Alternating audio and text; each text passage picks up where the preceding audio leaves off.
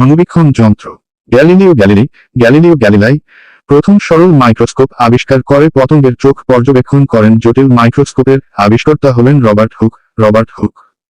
তিনি প্রথমে কর্কের পাতলা ছেদ নিয়ে মৃত কোষ পর্যবেক্ষণ করেন। 16 শতকের শেষের দিকে অ্যান্টনি ভ্যান লিউয়েনিক অণুবীক্ষণ যন্ত্রের সাহায্যে জীবাণু ও ক্ষুদ্র ক্ষুদ্র প্রাণী পর্যবেক্ষণ করেন। অণুবীক্ষণ যন্ত্রের প্রকারভেদ। 1. আলোক অণুবীক্ষণ যন্ত্র, লাইট মাইক্রোস্কোপ।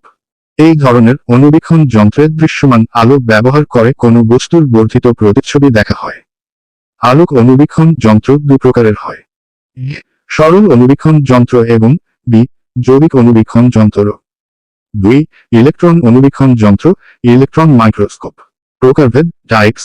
ইলেকট্রন অণুবীক্ষণ যন্ত্র দুই প্রকারের হয়, যথা: ট্রান্সমিশন ইলেকট্রন অণুবীক্ষণ যন্ত্র, ট্রান্সমিশন ইলেকট্রন মাইক্রোস্কোপ বা TEM, এবং স্ক্যানিং ইলেকট্রন অণুবীক্ষণ যন্ত্র, scanning electron microscope SEM।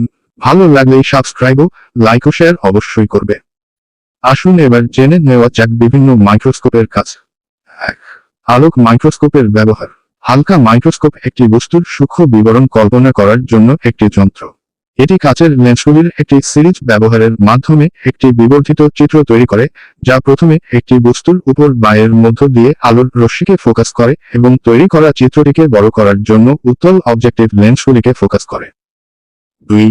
Electron মাইক্রোস্কোপের ব্যবহার। ইলেকট্রন মাইক্রোস্কোপি EM হল জৈবিক এবং অজৈবিক নমুনার উচ্চ রেজলিউশনের ছবি প্রাপ্ত করার একটি কৌশল। এটি টিস্যু, কোষ, অর্গানেল এবং ম্যাক্রোমলিকুলার কমপ্লেক্সের বিশদ গঠন তদন্ত করতে বায়োমেডিক্যাল গবেষণায় ব্যবহৃত হয়। সাবস্ক্রাইব ও শেয়ার অবশ্যই করবেন।